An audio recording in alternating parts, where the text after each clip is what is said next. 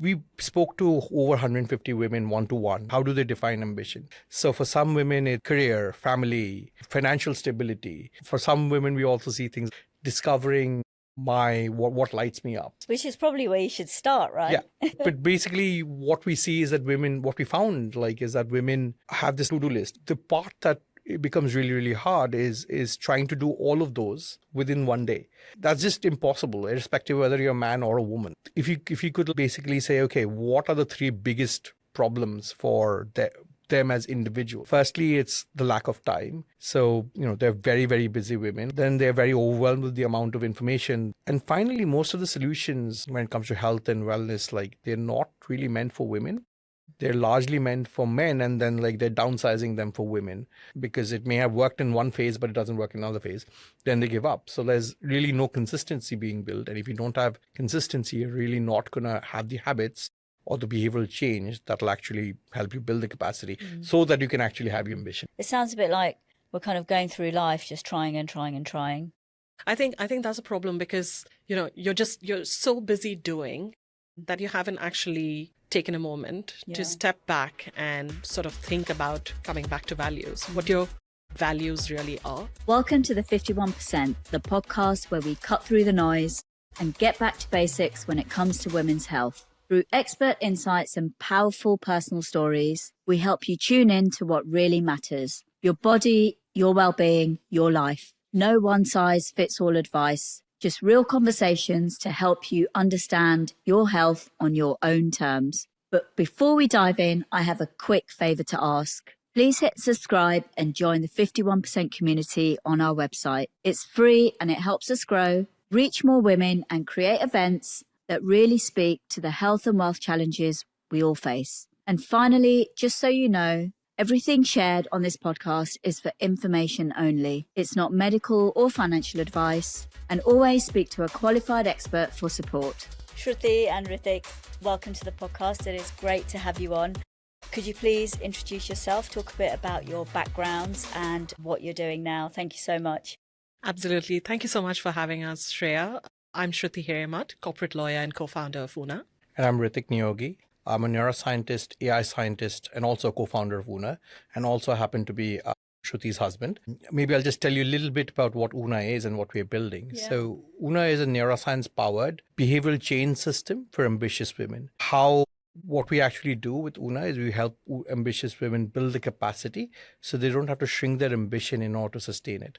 How it really works is that we take data from wearables, your cycle data, your real life signals, whether this is a busy week, this is a easy week, or if you have a child who is crying, so on and so forth. Combine all of that and then give you one simple expert-backed action a day, tune to your cycle and tailor it to your real life. And by doing these small actions always chosen for you, by doing these small actions consistently over time, you end up building the capacity so you can sustain your ambition. I think the natural question there might be, why one action a day? Yeah. And that's because in my own lived experience and from conversations that we've had with several women, it's not that women don't know what they should be doing, but where they really struggle is translating that knowledge that they have into the one action that they should be doing today amidst all of the competing priorities in their life, be it work, family, health, any of those. What is that one action that they should be doing today that will help them build capacity in the long term? So that's where Ritwik's expertise in the neuroscience of motivation and habit building becomes critical, because that helped us build a system that enables behavior change under real life conditions, not ideal ones. Yeah. So if we talk about the ambitious woman now in today's society, the kind of pace of the word ambitious woman, it can be quite different to what it was many, many years ago, right? So can we talk a bit about that, and how does that kind of influence what you went through and how you're going to kind of improve the app based on that? In high stakes environments, performance is non-negotiable. Work does not slow down just because your energy is slowed down or there's something else going on in your life. And for a long time, I tried to approach that by trying to be more disciplined, which is what I think many ambitious women will try to do, because they've got to get through so many things in a day. And to their mind, the way to do that is be really disciplined. So, because sometimes I would have long days at work, etc. So I decided that the way to do this is to wake up, be disciplined, wake up really early every morning and make sure I get my workout in before I started my working day. And I think that worked for quite a lot of time until it didn't. I was doing the right things. I was working out. I was, getting a balanced meal in, doing all of that. But after some sustained periods of either poor sleep or sustained pressure, it wasn't really working anymore. And that's when I really started thinking, like, why? It was very confusing because I was supposedly doing all the things that are right to do, that are healthy to do, but it wasn't quite bearing the results that I thought it was supposed to bear for me. Yeah. I think it's really difficult, especially in today's society. There's so many things that we're told to do and not to do, and trying to decide what we should be doing, what we shouldn't be doing. And then we try all sorts of different things. And then perhaps it works for a certain period of time, but then it turns into a failure. And then we take that failure on board and, kind of get really upset or frustrated by the whole thing. And then perhaps even completely stop everything that we're doing. And then it can have a huge impact on your mental health as well, Absolutely. right? A huge, huge impact. So tell me how I know you've built an app to help women to navigate a lot of this. How have you used your science background to make sure that it really is going to kind of hit the right spot for women to move forward with all the things that they really want to do? I'd say the two things that we've tried to address in building Ona are two issues that I myself went through with all of the traditional wellness advice that's out there, right? So one is, overarching comment, they're really built for ideal conditions. Yeah. And those are not conditions that ambitious women live in, right? They have changing workloads, changing family life, all of that on a daily basis. And add to all of that, the cycle. Women go through a cycle. So their capacity is simply not the same every day. Yeah. But if you look at traditional wellness advice, it assumes that women have infinite time and capacity. So think about any of the traditional wellness advice: walk 10,000 steps, meditate for 20 minutes a day, have a perfectly balanced meal with 30 grams of protein per meal. All that's fantastic, but each of those, and doing each of them individually might be okay, but you start trying to do all of it and it quickly adds up and becomes like a job by itself.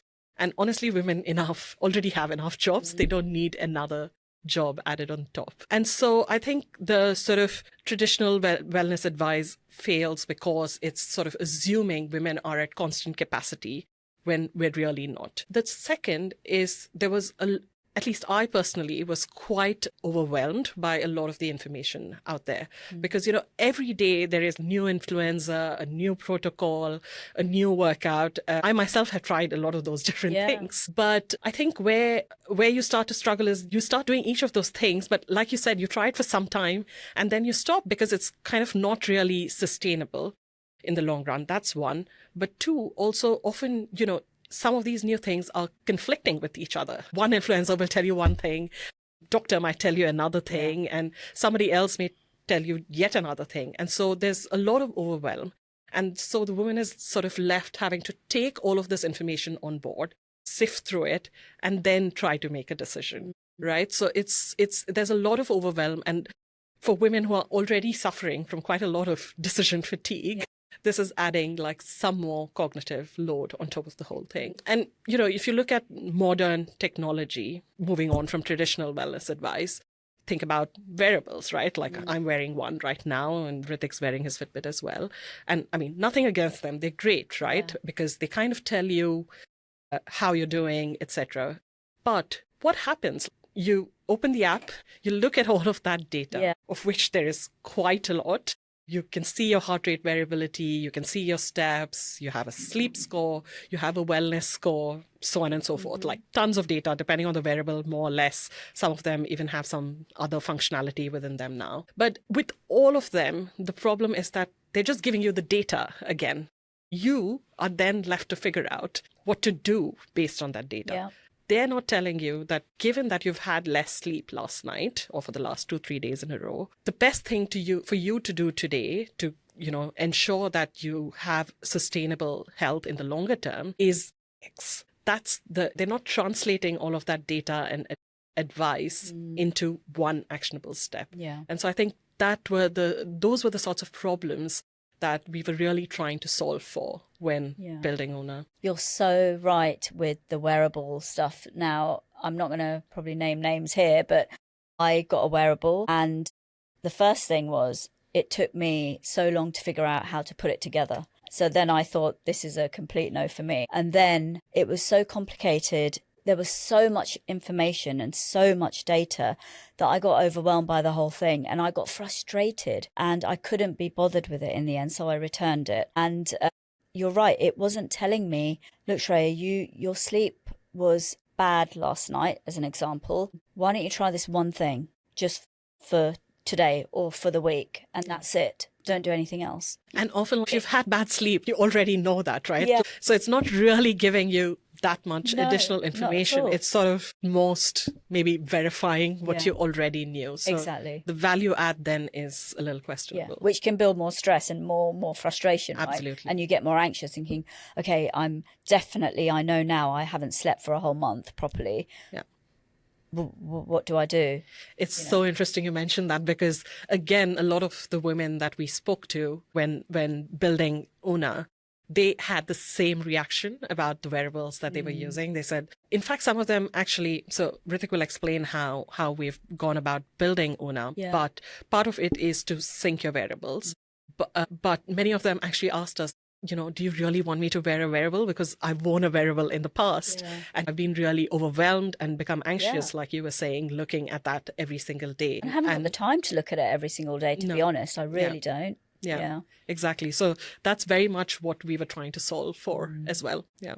And going back to the questions of, there's so much overwhelming information. Women like yourself, Shruti, you don't have the time to actually do some of these things. Who has the time to meditate? If I ask you to meditate for 20 minutes every day at 3:30 p.m., it's not possible. You might have your child running around, or you might have a work call, or something may have gone wrong. And sticking to that religiously is next to impossible. And then you start feeling guilty that, hey, I'm not really taking care of myself, and so on and so forth. And so, and we actually spoke to over 150 women in one-to-one user interviews before we built anything. Yeah. And women feel guilty about putting themselves anything but last. That was one of the most revealing things that I learned, as a man, because they would, if you ask them, what is your priority, what do you really care about, they would, and what do you really value, and they would say career, family, my friends, my relationships, my parents, my hobbies, my health. And then at some point we'd say, what about yourself? Where are you on this list? And they're like, no, I have a very long to-do list. I'll get to myself when I get to myself, which I never do. Yeah. And so how do we turn people who are feeling guilty and falling behind into actually putting themselves first? And that's where Una was born. And basically what we decided to do was, given that women have a cycle, that means that energy is not going to be constant, or capacity is not going to be constant throughout the course of a month. And so in your follicular phase or in your ovulatory phase, you might perceive rewards or efforts to be very, very different. Rewards may be more rewarding, efforts may be less effortful. You might be more motivated, you might have more energy. But in your late luteal phase or in your menstrual phase, you might perceive rewards to be less rewarding or effort to be more effortful. And so you may not have the energy to do what you would be doing. So some things like walk 10,000 steps, or, meditate for 20 minutes, or have this diet all throughout, all of those completely ignore the cycle. So what we wanted is a solution which works with women's bodies and women's hormones, rather than asking women to fight against it. You can, both of you can correct me if I'm wrong, but my understanding is women are expected to perform at the highest level in a system which assumes, on all systems, whether it's the workplace or healthcare or life, anything else, it's all expecting you to perform at the highest level all the time in a system which assumes you have constant capacity all the time. But that's just simply not true. So what should you do? So Una's habit system or behavioral change systems gives you this one simple action a day. It's always very doable because it's based on your baseline data, and it's always tuned to your cycle. So during the follicular and ovulatory phase, we might give you things which which are harder to do, right? I mean, if you just take the steps example, we might give you an action of walking 8,000 steps. And then in your late luteal phase, we might say, okay, walk 3,000 steps. We always still give you a second option in case life happens. You might try to do 8,000 steps, but something came up, at least if you have a backup option. But that both of those options are always tailored to your life. So if you're a marathon runner, we're not going to say 8,000 steps. We will probably say walk 12,000 steps. Yeah. Or if you're somebody who doesn't walk that much, then we might say 4,000 steps. So it's always calibrated to you, but it's always calibrated to your cycle as well. It's quite, I guess, personalized, Yeah. which is what we need, rather than this whole kind of, I'm doing it, so you should do it too. And you should just copy what I do because we're both essentially the same people, when we're completely not. Woman to woman, yeah, we're both female, but we live completely different lives potentially. And, your career is different to mine. Your family life is different to mine. Your situation is different to mine. Your financial situation is different to mine. There are so many things, right? So we cannot continue to copy one another and copy what influencers or celebrities or just anyone else is doing, even your friends and your family, really. Yeah, absolutely. And I mean, even to add to all of what you said, woman to woman, there's difference. But, even just if you just look at one woman, just myself, for example, I'm going to be different through the month, right? Depending on what part of the cycle I am. So the advice that might hold for me in my luteal phase may not hold for me in my follicular phase, or vice versa. So, there are changes within each woman as well that need to be accounted for. And none of the traditional wellness advice really accounts for that at the moment. Yeah, absolutely. So you told me you spoke to quite a lot of women one-to-one, which is great.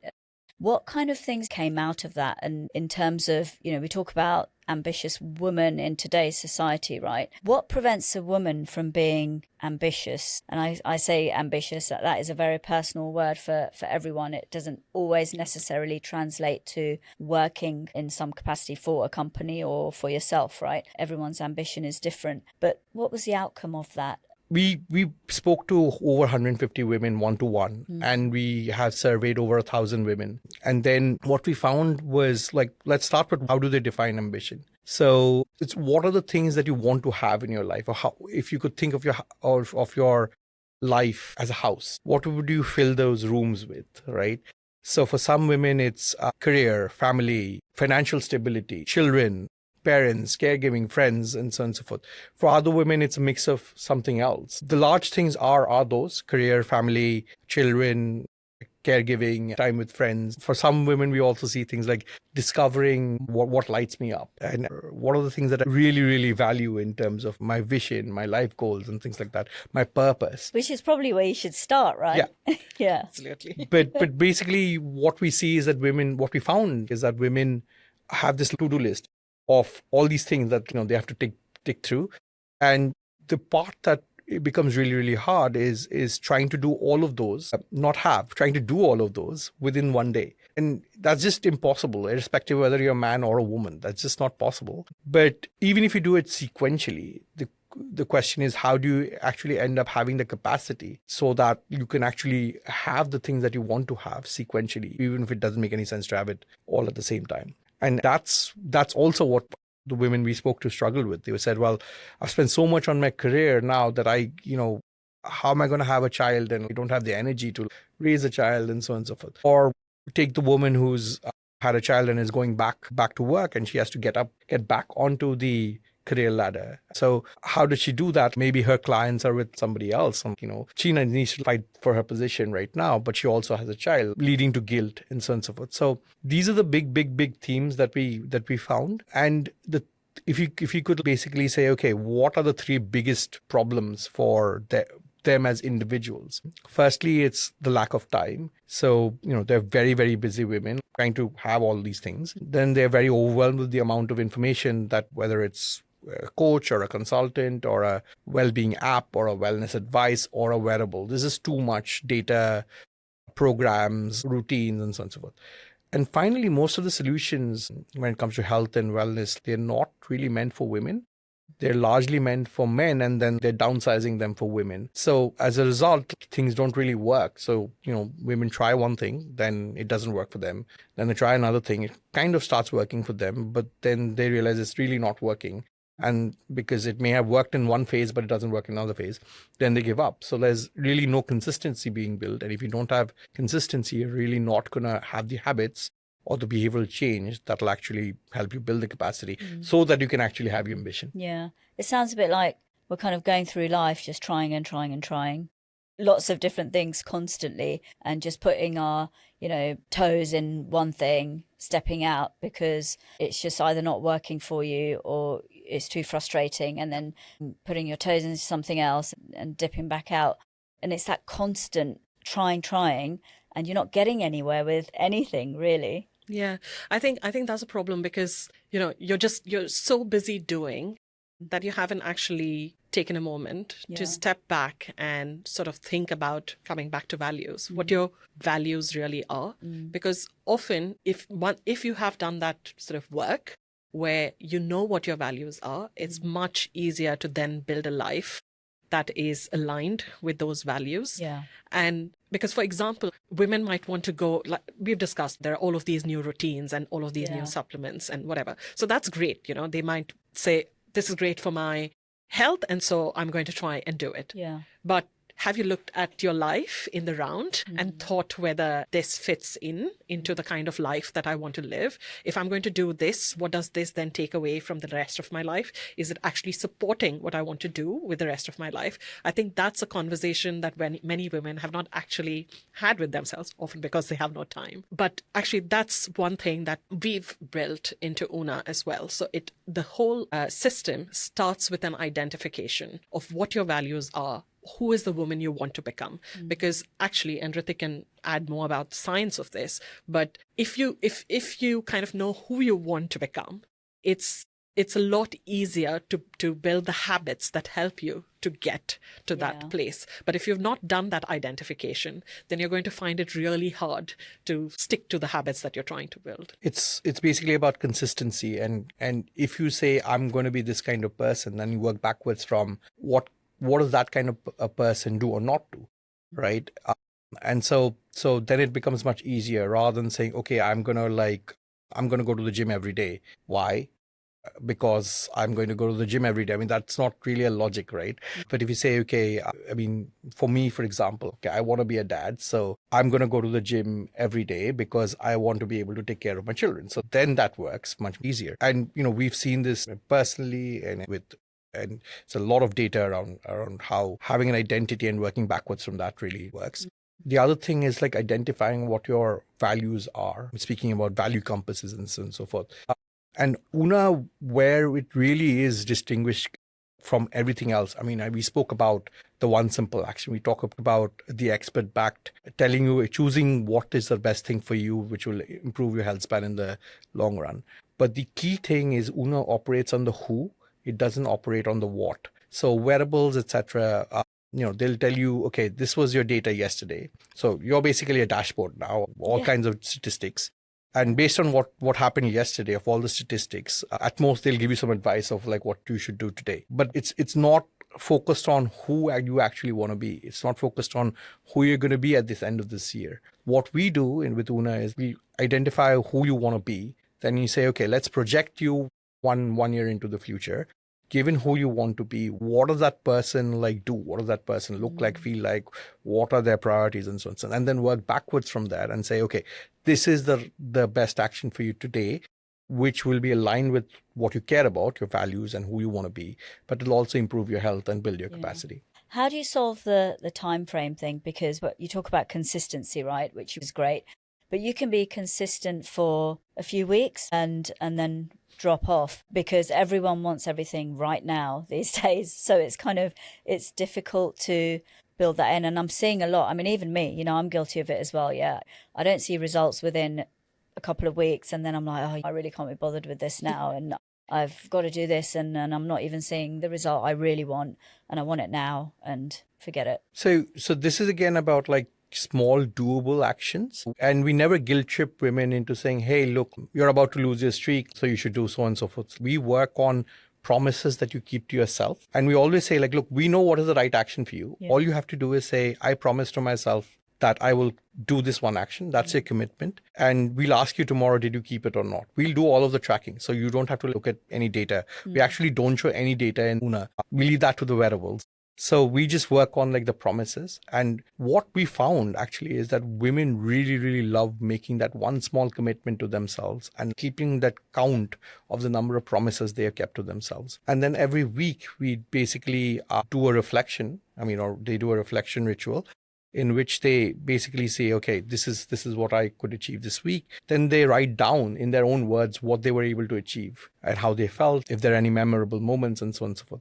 So it becomes like a self-testimonial. It becomes a record or a journal of how you felt, in which we then play back to them. And then it's like, well, we basically solve the consistency in the sense that, well, I've been keeping promises to myself. There's a person we have a member who has kept 66 or 67 promises to herself in a row. That's like insanely long. We had another person who basically kept 45 promises in a row and then went and ran the London Marathon. And so this really works. And then being reflecting every week, when you see what you've been able to achieve in your own words, then it's easier to remain consistent, because, well, why would you be deceiving your own self, right? If you've said, look, I was able to do this, I was able to do that, I was able to do that, and it's progressively getting better, you say, okay, the system is working.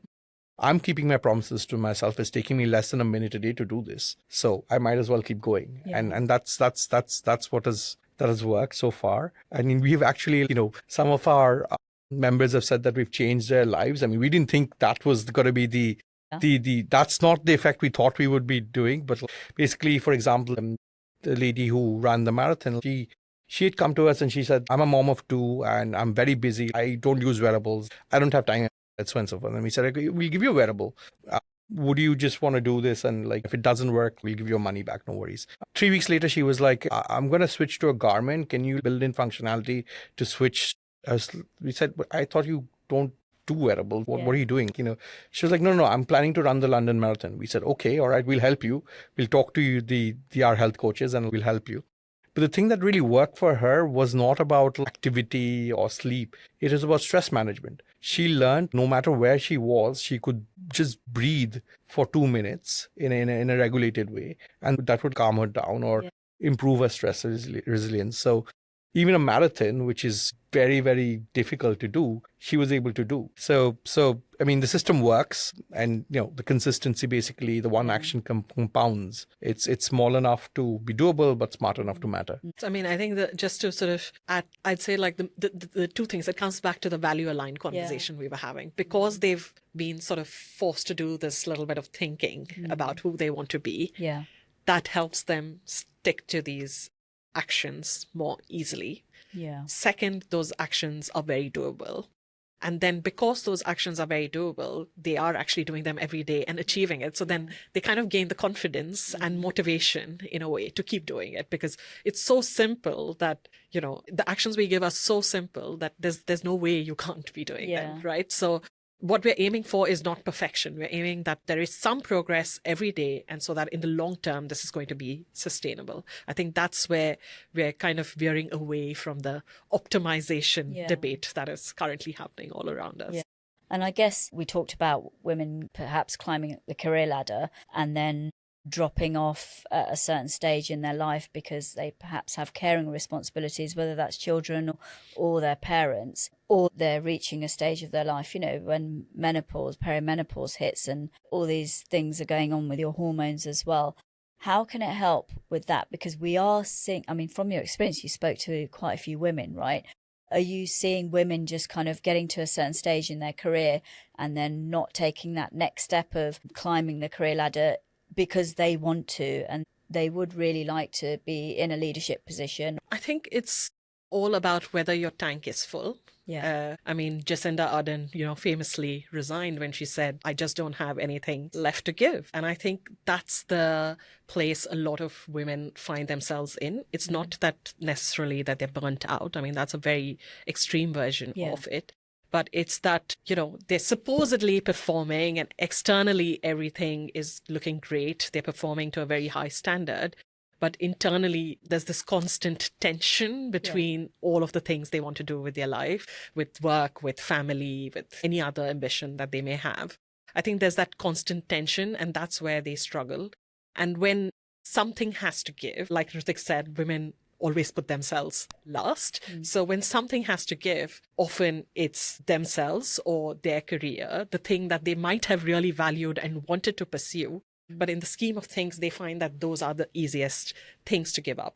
But I think the premise we're building around is women are making those decisions partly. I mean, there are a number of factors at play here. I won't minimize any of that. But partly they're making that decision because they don't have the capacity to do everything that they want to do. Yeah. Right? And they're never going to, and we're not going to promise that, we'll give you the capacity to do everything that you want to do.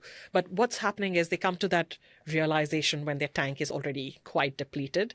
But if you're able to sort of refuel that tank a little bit every day by taking these small steps, it might be that you don't necessarily get to that position. Yeah. Again, very conscious there are lots of other factors out there, but at least it's not your capacity and the lack of maybe resilience that is coming from that lack of capacity that is pushing you to make that decision. And I suppose if the app is also almost forcing you to really think about your values and what things really mean to you, you might change trajectory altogether, right? Yeah. And your focus might be different because you have this realization that actually what I'm doing, this career or whatever I'm doing in life at this particular moment, isn't really serving me, and that's not actually what I want to do. Yeah. So what steps can I put into place that get me to where I want to be now? Which is great, really, because I think a lot of things, like we say, whether they're wearables or whatever, it just dives into that thing straight away without even considering you in a kind of more holistic way, I guess. Yeah. They're just giving you facts, but then what you do with those facts, without all of the contextual information that life comes with, right? Like, that's really important. So Ritwik, you come from a neuroscience background, right? How have you used neuroscience to develop the app, and what can you explain about neuroscience that's quite effective for changing the way you do things and forming those habits and building more consistency in your life, I guess? Absolutely. So maybe we can start with why relying on motivation doesn't work and what does the brain have to say about that. So motivation is not a character trait. It's not that you're inherently lazy and you're inherently motivated. Motivation really depends on the brain, and in the brain, motivation fluctuates moment by moment, depending on how you perceive rewards, how do you perceive costs, how do you perceive effort, how stressed you are, how much sleep you've got, your hormonal fluctuations, so on and so forth. If we go deeper into what the brain is just a bunch of circuits which implements algorithms. I mean, and what these algorithms do is take some inputs and transform them into outputs. In effect, it's no different from any electrical appliance like a microwave. Like a microwave, what is a microwave? It's a bunch of electrical circuits which, through some algorithm or some process, takes in cold food and gives you hot food. Yeah. The brain has far more complex systems, but in effect, it does the same thing. And just like a microwave has dials and knobs or modulators to which increases the temperature, increases the heat, so does the brain. And the particular circuit, when we talk about motivation and habit building in the brain, is what's called the mesolimbic circuit. It's a very old and ancient circuit. And the neuromodulator, or the modulator, or aptly called neuromodulator, is the one that I think everybody's heard of. It's called dopamine. And what dopamine does, it's the basal levels of dopamine, or the constant levels of dopamine. Those signal the bang for the buck. So if going to the gym on the 1st of January, that sounds great because the bang for the buck is very, very high. Dopamine levels are going to be high. But on the 5th of January, when you're realizing, well, it's really dark outside, it's very, very cold, and I need to put on my clothes, I need to go out there and go to the gym, the dopamine levels are much lower, the bang for the buck is much lower, and so you end up not doing it. Now, so you can't rely just on motivation in order to build capacity, build health. So then we turn to habits. And habits basically are, in the brain, they're basically 4 things repeated: situation, action, expectation, and reward. So let me give you a very quick example. So on the 1st of January, the situation is you've gone to the gym, and then the action is you're running on a treadmill. The expectation is like, well, I don't really know how this is going to be, but it's kind of okay, I guess. And then the reward is, whoa, I really feel good about myself. So now I'm more likely to do it the next day. So when I go on the 2nd of Jan, I repeat the process and I realize, hey, this is actually much, much better. So I'm more likely to go on the 3rd of Jan. On 3rd of Jan, I do it. My expectation is this is really, really good, but I might not have slept the previous night. So it's not as good. So I say, maybe it's not as great, but given that you're doing a routine, you'd go on the 4th of Jan and now you go to the gym, you run on the treadmill, your expectation is kind of in between, but you feel great. The reward is massive. So then you basically end up learning that when you go to the gym, when I go to the gym and I run on a treadmill, I'm actually going to feel great. And this is how you end up building the routine of going to the gym every day. And this works for pretty much everything else. And this is how all the habits work across species. And I'll really blow your mind with this one is what is the system in the brain that actually helps you build your habits? Turns out it's the same thing that works for motivation. So the mesolimbic circuit and the same neuromodulator, dopamine. The only difference between how dopamine signals motivation and builds habits is that for habits, it is dopamine released at the time of the expectation and at the time of the reward. Whereas for motivation, it is more constant levels of dopamine. So somehow the brain figured out one efficient mechanism for both carrying you through for pushing you through when motivation is high, and then like having a fallback when motivation is low through building habits. And that's a system we've used all throughout in the app as well.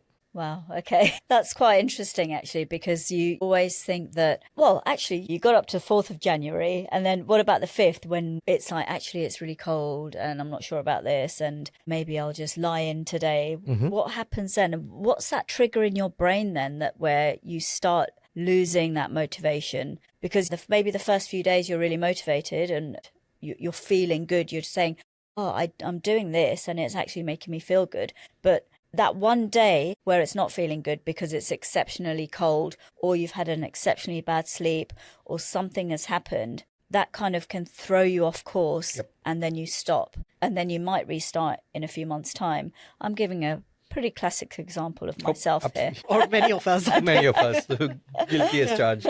So that's why like relying on motivation is not enough, right? Because that will happen. Yeah. And so that's why you need to rely on habit building. Yeah.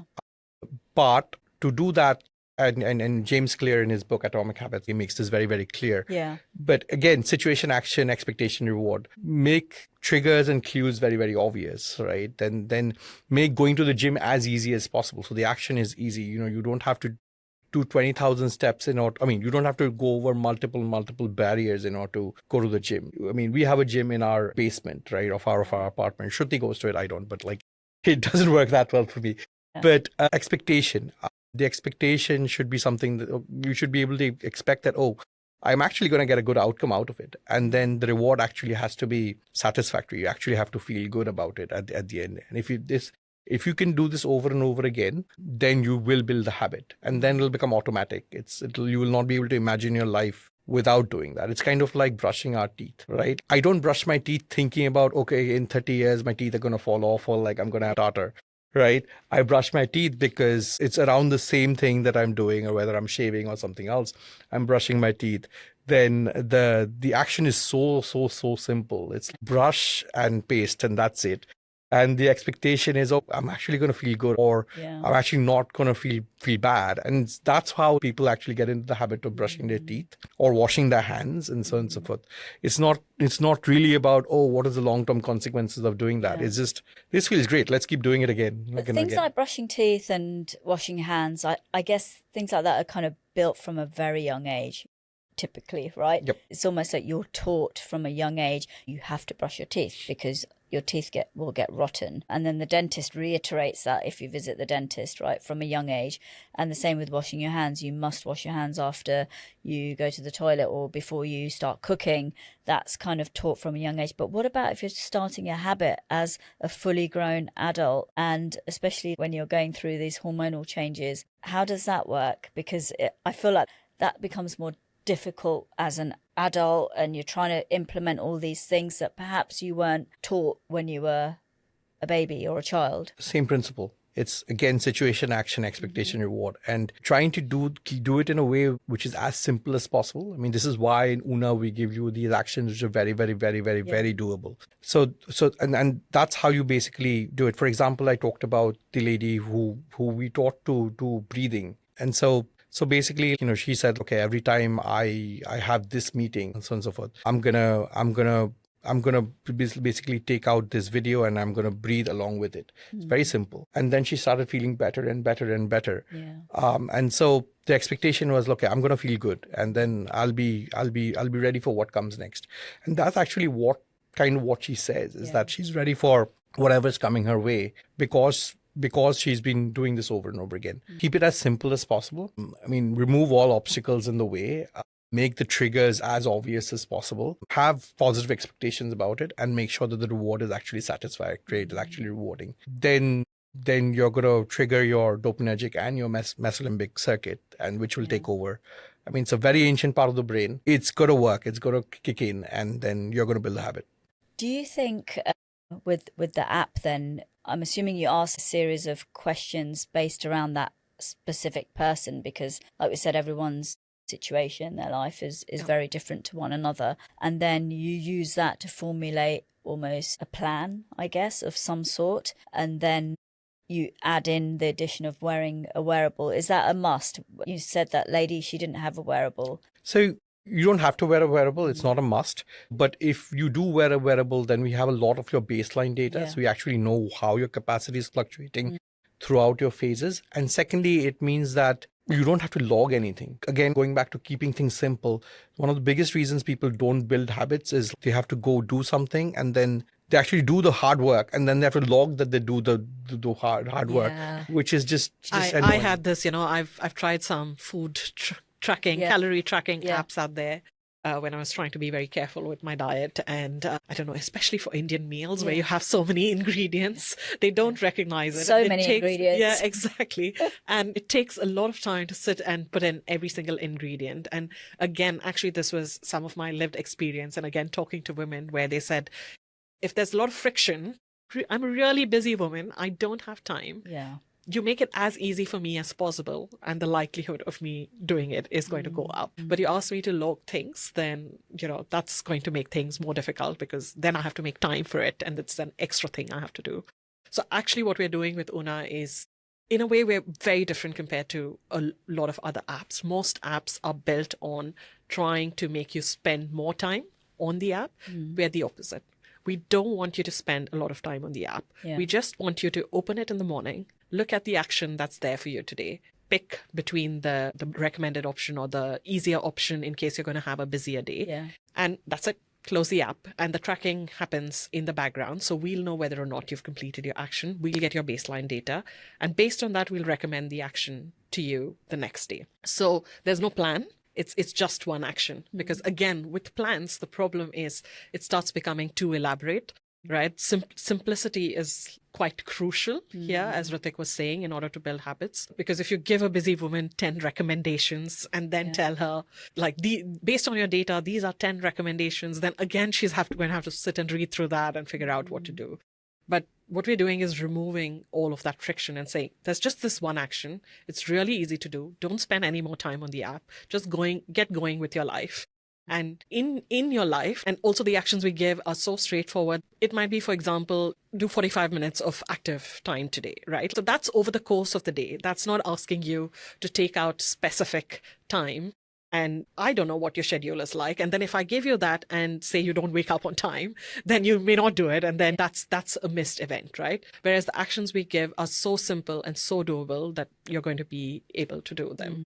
So I think it all comes back to the simplicity of it, really. So that, and removing the friction and the cognitive load, which is what makes things like going to the gym or, following certain diets, etc., quite difficult because there's a lot of friction in following all those plans and protocols. Yeah, absolutely. There is a lot of friction involved. Inputting data for me can be so time consuming, right? Adding information. I did this today and I did that today and I ate this today and these were all the ingredients and then I did my 10 minutes of this and 10 minutes of that.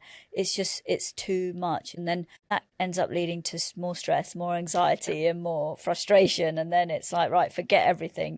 So I know you also use AI. You embed AI into the app. Can you talk a bit about how that works? And because I think that's quite interesting.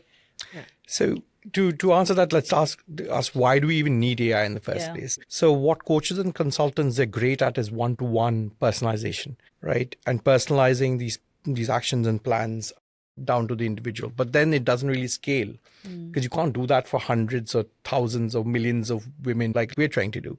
So the answer to that is AI. And what AI helps us do is give the right action for the right woman at the right time in her cycle or based on the history of the date of her habits, and do that for many, many, many, many different women. Yeah. So however, we use AI in a very different way than, I guess, what you would get with wearables or what you would get even with like a ChatGPT or chatbots and stuff like that. So those are great at taking wearable data and then giving you text outputs, right? So back to the input output thing I was talking about, what they do is they wearable data and whatever signals and give you advice. What we do is we take the wearable data and then we map it to what is your capacity going to be in 1 year's time. If you do these actions, what happens if you do nothing? What happens if you do these other actions, and so on and so forth? So, or if you just walk 10,000 steps every day, like what happens? So it's kind of like a prognosis of what you're going to look like, a digital twin, if you will, but a digital twin which has been basically walked forward every day. So it's not like a digital twin that you would get in the medical setting that, it's a snapshot. It's a digital twin, which is whose capacity is evolving every day, and so based on that, then we work backwards from a year and say, okay, what should you do today? What is that one action you should do today?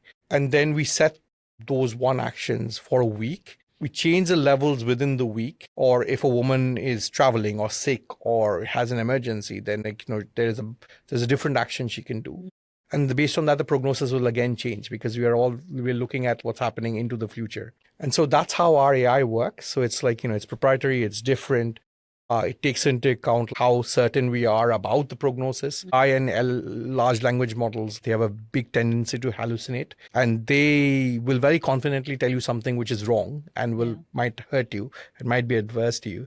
We will not do that. We will basically say, okay, this is what we believe the prognosis is going to be. This is what you're going to look like in a year's time. Obviously, I can't be certain, but or even in a week. But this is, I know what I know and I don't know what I don't know. Yeah. And that's what we're very clear about. And based on this. Based on your now. That's based on your now, right. and your past. Yeah. And so basically we take your past and your present, we project the future, and then we say, okay, this is what you're going to look like in 2027. Let's not look like, but feel like, be like, whatever. What your wearable data would then be like, and then walk backwards from that, and then basically you're basically executing these one actions on a daily basis.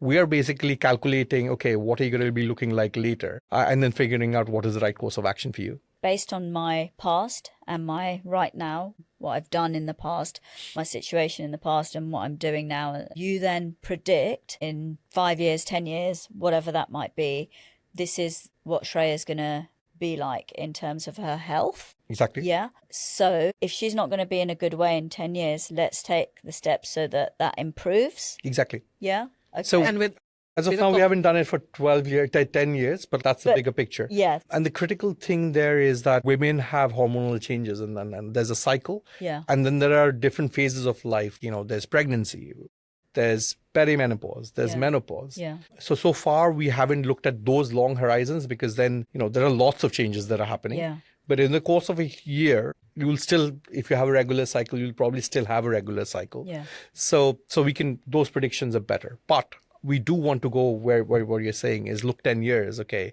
and then say, okay, what should you do now? Should we help her with steps now? Or should we get her to sleep and wake up at the right time every day? Or should we teach her now to build stress resilience because she's going to get into a lot of stress in the next few years?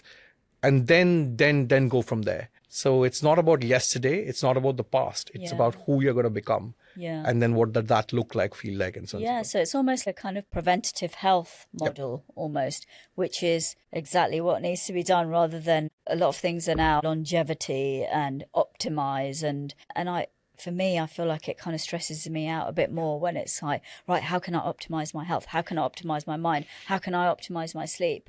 But this is more of, this is Shreya in 10 years, or I know you're not quite there yet, but eventually, even a year, this is Shreya next year. She doesn't look like she's in a good place. How are we going to get her into a better place next year? I think that's amazing. Yeah, and I 100% agree with you about the whole optimization topic, because I mean, I personally strongly feel that we need to move away from talking about optimization in health, because optimization is very all or nothing, right? You're either optimized or you're not. There's no sort of middle ground. That may be great for an athlete, for example, because optimizing a particular biomarker may mean the difference between them winning or losing a race, but that's not the game women are playing, right? They're playing the long game of life with all its beautiful messiness and competing priorities. And the question then is not optimization, but how do you make all of these good habits more sustainable in the longer term? So they may not have the most optimal biomarker, but do they have the capacity to live the life that they want to live in alignment with their values that they've identified that we were talking about? Yeah. And I have, my view on this is very clear. It's slightly controversial, but it's very clear, is that humans are not machines, that they need to be optimized. So data is great, and lots of data is great for machines, because then they can do the optimal things and they can then follow optimal protocols. But humans are not machines, so they don't need to be optimized. And that's irrespective of whether you're men or women. I like that, actually. I think that's absolutely great. So in terms of it being in use now with the Una app, is it available for anyone to use? So it's available. So we have Una is private by design. Yeah. So we really want to focus on women for whom the gap between the ambition and capacity is very, very, very hard, who are struggling with the guilt, who are struggling with trying to do it all. So we were very selective about who do we work with, because we are very small. So we want to give the best experience possible. And also at the moment, it's not, although we have a few members who are perimenopausal and menopausal, given that the predictability of the cycle is not as great there, we largely work with women with regular cycles as of now, but we want to work with all kinds of hormonal variability. Yeah, of course. And so that's the only restrictions. Obviously, I get this a lot from many men. They say, why are you not building it for me? So that's a restriction. We don't really build it for men. Yeah. Because it's a very particular type of person who, as we discussed for the last hour, has particular types of problems, has particular types of pains, and is willing to do something about it. I think that's the biggest thing, right? To say, okay, I see that I'm going to have a problem. I see that you're telling me that I'm going to have a problem in a year's time. I see that you're telling me if I do this, this is how I'm going to improve. Yeah, I'm willing to try it. So we focused exclusively on women with a big ambition capacity gap right now. Yeah. And it's available on the App Store at the moment. We have an Android version coming out soon as well. That's great. I think it really, for me, it is about going back to basics, stripping things back and just focusing on you and not everyone else. Which is exactly why we're like, we don't want people spending too much time on the app. We want women to be living their lives and, going out there and doing whatever they need to do. And we're just there working in the background, helping them achieve whatever it is that they want to do with their lives. And so that's why, like I was saying earlier, it's just 1 minute a day. You open it, look at it, pick your action, go about your life, and then we'll do the rest for you. I love that, working in the background. I think that's something a lot of people need in the background, rather than constantly pressing into apps and putting in so much information, time that they probably haven't got. But yeah, thank you, Shruti and Ritwik. Thank you so much for being on the podcast. It's been amazing to have you on. Thank you for having us. This was wonderful. It was great discussing with you. And obviously, this is an area that, you obviously highlight and really care about. And, we are with you 100% in this. It's a great privilege to be here. Thank you. Thank you so much, Shreya.